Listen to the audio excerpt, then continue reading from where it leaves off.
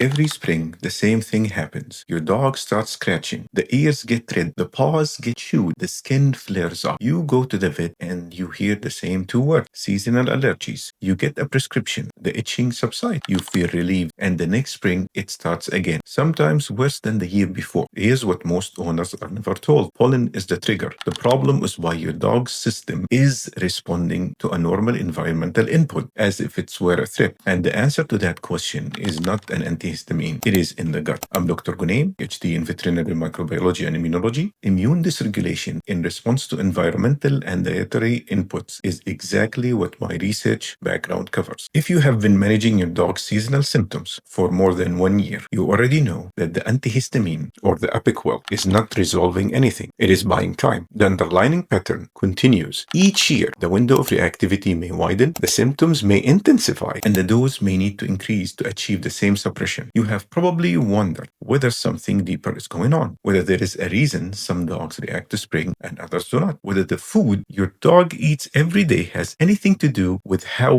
badly their body responds when the pollen count rises. Those are exactly the right questions, and the answers connect in a way that most conventional allergy management completely bypasses. Let me start with the reframe that changes everything. Seasonal allergies in dogs are not primarily a pollen problem. They are primarily an immune calibration problem. The pollen, the grass, the tree, the mold is an ordinary environmental input that a well-calibrated immune system registers and does not overreact to. The same dog who itches every spring from April to June is breathing the same air as dogs who show no response at all. The pollen is identical. The immune system response is not. The question is not what is your dog reacting to. The question is why their immune system is reacting the way it is. And to understand that, you need to understand where the immune calibration actually happens. Approximately 70 to 80% of the immune system is housed in and around the gut wall, the gut-associated lymphoid tissue. The immune cells that line the intestinal tract is where the immune system learns the difference between things that require a response and things that do not. This process is called immune tolerance. It is not something the dog is born with fully formed. It develops and it is maintained through continuous interaction with inputs from the environment and from the diet. A microbiome that is diverse, resilient, and receiving species-appropriate input produces regulatory T cells, a class of immune cells whose job is to apply the brakes to immune responses that are disproportionate to the actual threat. These cells are the biological mechanism behind the immune tolerance. They are what keeps a healthy dog from treating a grass pollen as an invader. A microbiome that is narrow, dysbiotic, or chronically inflamed from years of ultra-processed food, from antibiotic exposure, from a diet high in starch and low in microbial diversity, produces fewer of these regulatory cells. The immune system's braking mechanism becomes less effective, and when pollen season arrives and the environmental load increases, the immune system responds with the full force it would apply to a genuine pathogen. Itching, inflammation, ear infection, paw licking, red skin. This is not pollen problem. This is a gut problem expressing itself through the skin in response to a seasonal trigger. There is an additional layer with understanding. The gut lining, when compromised by chronic inflammation, by low-grade damage from repeated dietary insults, becomes more permeable. Particles that should remain in the gut lumen cross into systemic circulation. The immune system encounters them, mounts a response, and that sensation spreads. Dogs who are sensitized to dietary proteins become more likely to cross-react to environmental proteins with similar molecular structures. The body's reactivity expands. This is why seasonal allergy dogs so often have year-round symptoms. Why the itching is worse in spring but never fully disappears. Why the ear infection occurs in October as well as May. The seasonal trigger is amplifying an immune system that's already running too hot because the gut that is supposed to regulate it has been chronically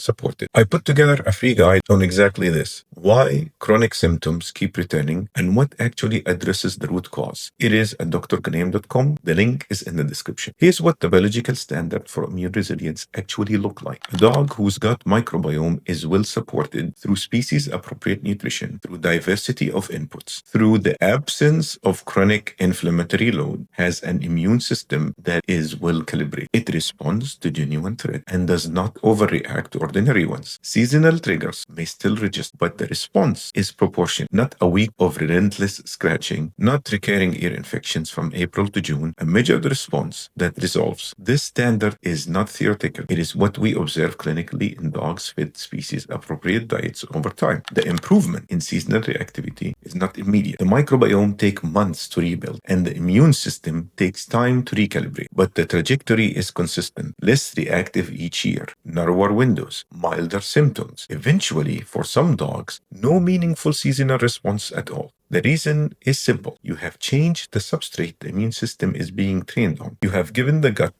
the inputs it needs to produce the regulatory cells that keep immune responses calibrated. And the skin, the ears, and the paws reflect that change because they were always downstream of the gut. Here's where I stand. Seasonal allergy management with antihistamines or immune suppressing medication is not wrong. In acute situations, in genuinely severe cases, it serves a real purpose. It reduces suffering. It gives the dog relief while a longer-term approach is being built. But it is not a solution. It is a pause button. And using it year after year without addressing the gut dysregulation that makes the immune system overreactive in the first place is managing a symptom that has a root cause.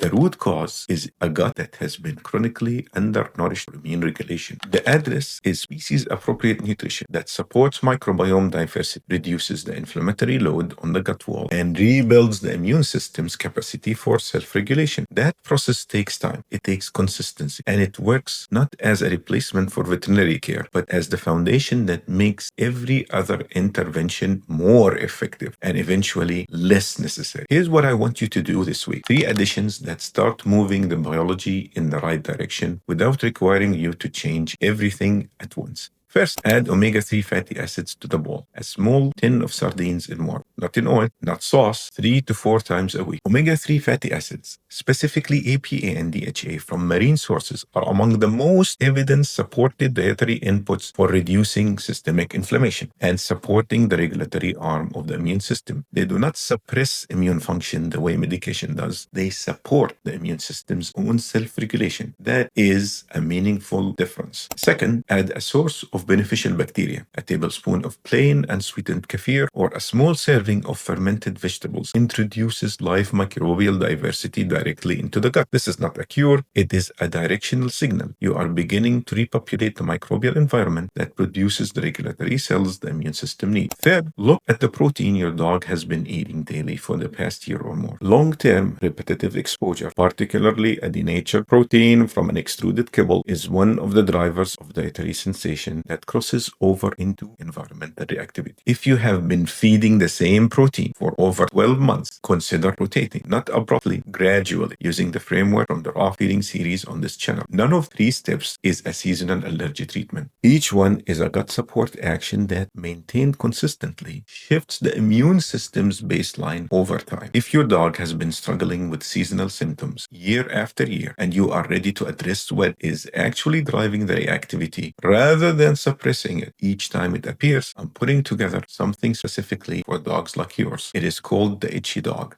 It is built for owners who are done managing symptoms and are ready to address root cause with a structured program, guided support, and direct access to me over 3 months. It is not available yet, but if you get on the list at drghunaim.com, you will hear about it first. Link is in the description, and the free guide on why chronic symptoms keep returning is there too. That is the right place for you to start while you wait.